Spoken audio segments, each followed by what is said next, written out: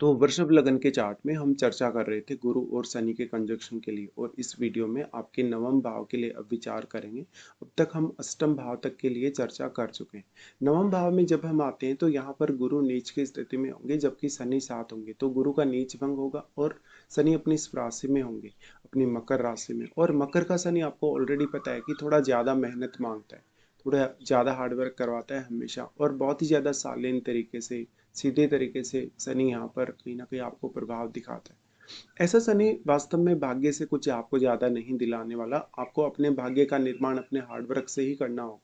अगर यहाँ गुरु वक्री हो जाए तो आपके लिए ज़्यादा अच्छा है, और शनि भी अगर वक्री हो जाए तो भी आपके लिए काफ़ी अच्छा है, क्योंकि शनि के वक्री होने के केस में फिर शनि आपको यहाँ पर डिले नहीं करेंगे। हालांकि वक्री शनि आपको काफ़ी सीरियस बनाएगा और ज़्यादा मेहनत करने की प्रवृत्ति देगा, लेकिन जो भी आप मेहनत करेंगे, हार्डवर्क करेंगे, उसका अचीवमेंट भी आपको फिर मिलेगा।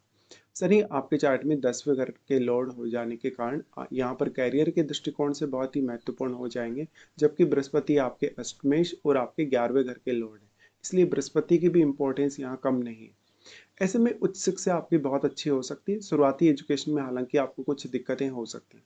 ऐसा व्यक्ति अपने एक पर्टिकुलर विचारधारा या अपना एक कहीं ना कहीं जो वो विचारों को फॉलो करेगा, रीति रिवाजों को वो फॉलो करेगा, उन पर वो काफ़ी अडिग रहेगा।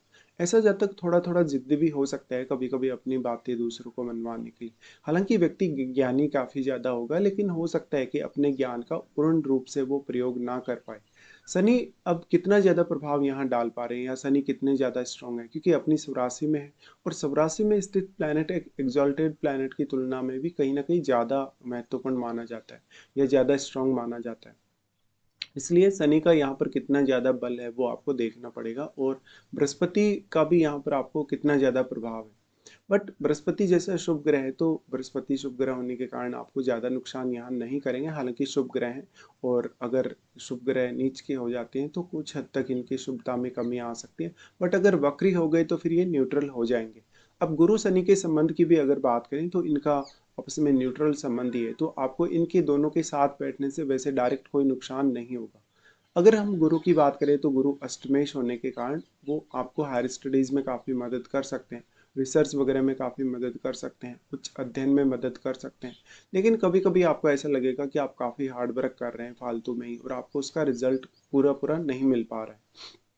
इस प्रकार का कंजक्शन हो तो जीवन में शुरुआत में कड़ा संघर्ष देखने को मिलता है, क्योंकि शनि आपको काफ़ी हार्ड वर्किंग बनाते हैं और हार्ड वर्क करने की प्रवृत्ति भी देते हैं। तो भले ही ऐसा जातक शुरुआत में संघर्ष करता है, लेकिन लेट एज में वो ज़्यादा बड़ी सफलता पाता है। अब क्योंकि जो 10वें घर के लॉर्ड हैं वो शनि ही है यहाँ पर, इसलिए करियर के दृष्टिकोण से शनि की इंपॉर्टेंस काफ़ी ज़्यादा है आपके लिए। ऐसे में थोड़े मिश्रित से परिणाम हो सकते हैं कभी कभी आपके, अगर बाकी ग्रहों का प्रभाव चार्ट में अच्छा नहीं है तो। गुरु नीच के होने की वजह से कुछ हद तक आपको जो धार्मिक मामले हैं, वैवाहिक जीवन है, उसमें थोड़ी बहुत कुछ दिक्कतें आ सकती हैं। हालांकि शनि काफ़ी हद तक यहाँ पर नियंत्रण कर रहा है। अब मेनली देखा जाए तो ऐसे जातकों को कड़े संघर्ष का सामना करना पड़ता है। शुरुआती दौर में कभी कभी असफलता या देरी से आपको रिजल्ट मिल सकते हैं, लेकिन 30 की एज जब आप क्रॉस करेंगे उसके बाद स्थिति बेहतर होने लगेगी, और जब आप 37 38 की एज तक आएंगे तब तक आप लाइफ में बहुत ही अच्छे से स्टेबल हो सके होंगे। ऐसा कंजक्शन है तो जहाँ तक सरकारी नौकरी या किसी प्रशासनिक पद की तरफ जा सकता है, वो अगर देखा जाए कानूनी शिक्षा के मामले में काम कर सकता है, कोई प्रोफेसर वगैरह बन सकता है, उच्च शिक्षा में जा सकता है। इसके अलावा परामर्श अच्छा दे सकता है, और इम्पोर्ट एक्सपोर्ट से रिलेटेड कोई काम कर सकता है। इसके अलावा ऐसे जातक में प्रतिभा हालांकि बहुत ही ज़्यादा होती है, लेकिन वो अपनी प्रतिभा के अकॉर्डिंग काम खोज नहीं पाता और उसकी अपेक्षाएं काफ़ी ज़्यादा होती हैं। कुंभ राशि आपके 10th हाउस में होने के कारण कैरियर स्पेसिफिक गोल आपके हमेशा हाई रहेंगे। अब अगर देखा जाए तो यहाँ विदेश यात्रा का भी चांस है। विदेश यात्रा मुख्य तौर पे आपकी हायर स्टडीज के लिए, कैरियर के लिए हो सकती है। अब तो देश विदेश से जुड़कर आप ज़्यादा बेहतर लाभ उठा सकते हैं, दूसरे स्टेट से जुड़कर, दूसरे कंट्रीज से जुड़कर, और अक्सर आप जीवन में ट्रेवलिंग करते रहेंगे। ट्रेवलिंग से जो जो भी नए अनुभव आपको मिलेंगे उनको अपने जीवन में आप काफ़ी अच्छे से यूज कर सकते हैं। अब यहाँ पे बात आती है धन और संपत्ति की। तो यहाँ पर पैतृक रूप से आपको ज़्यादा धन या संपत्ति हासिल होने के चांसेस है। हालाँकि बाद में जब आपकी 30 की एज आप क्रॉस करेंगे, तो आपके लिए जो कुछ भी आपको मिला है धन संपत्ति के रूप में दूसरों से, वो उतना सफिशिएंट नहीं होगा और आप अपने बल पे भी बहुत कुछ करने में सक्षम होंगे। लेकिन ये हो सकता है कि आपको सफलता मिलने में थोड़ी देरी हो, या आपकी ओल्ड एज तक आते-आते आप ज़्यादा सैटिस्फाई हो मिड एज की तुलना में। तो जो मिड एज है, ज़्यादातर आप फोकस करें कि आप कौन सा गोल अचीव करना चाहते हैं। गोल ओरिएंटेड अगर आप चलेंगे तो आप ज़्यादा बेहतर कर पाएंगे, और आप अपनी पूरी पूरी एनर्जी को एक ही दिशा में अगर लगाएं तो ज़्यादा बेहतर परिणाम यहाँ हो सकते हैं। इस हिसाब से देखा जाए तो हालांकि आपके पास धन की या संपत्ति की कोई कमी नहीं होगी, लेकिन आपको दूसरों के ऊपर डिपेंडेंट होना उतना अच्छा नहीं है।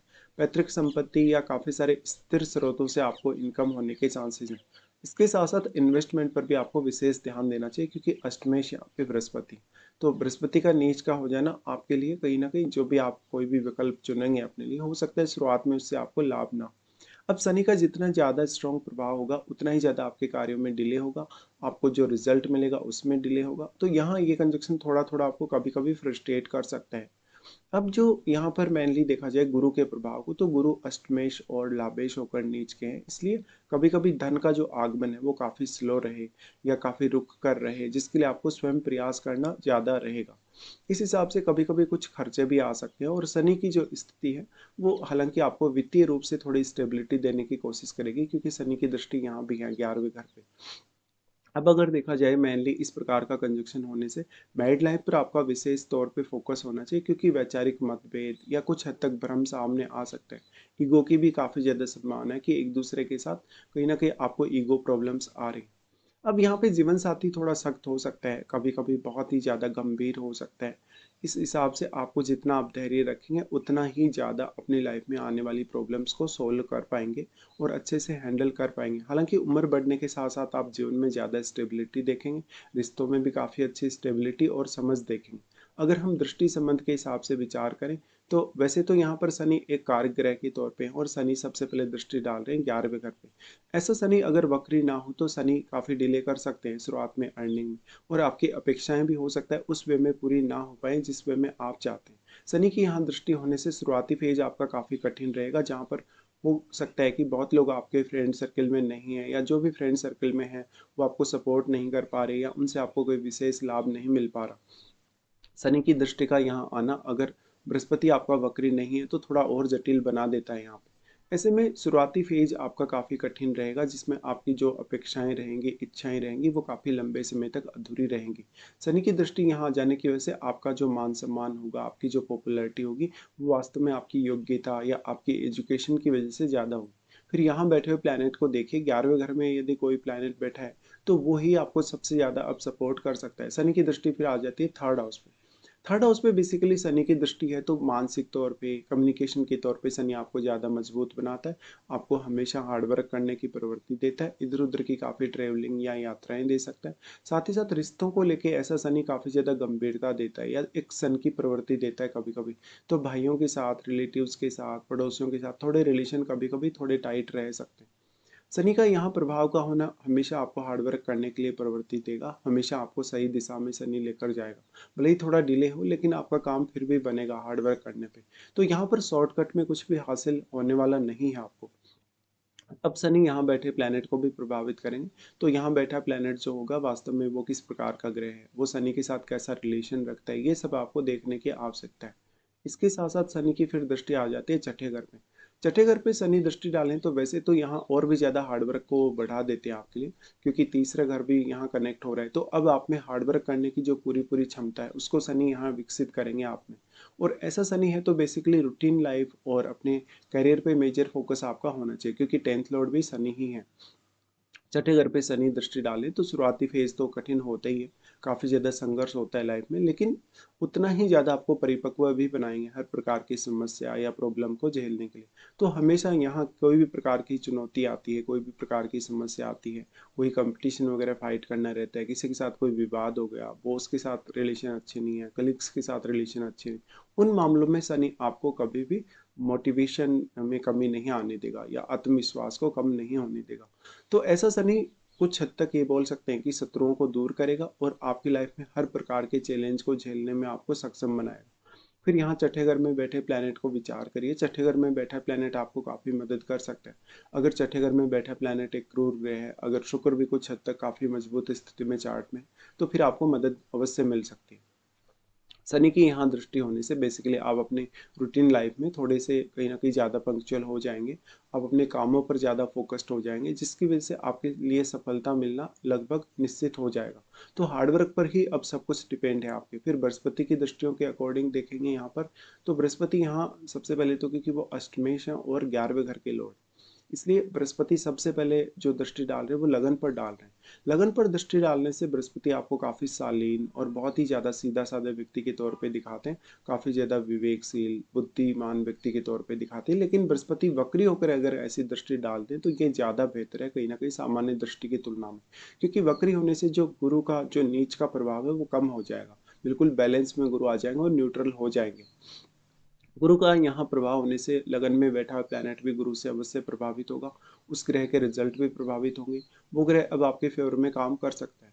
लगन पर बृहस्पति की दृष्टि का आना आपकी पर्सनल छवि को काफ़ी अच्छा बनाता है। लोगों के माइंड में आपकी छवि काफ़ी अच्छी नजर आती है, बहुत पॉजिटिव नजर आती है।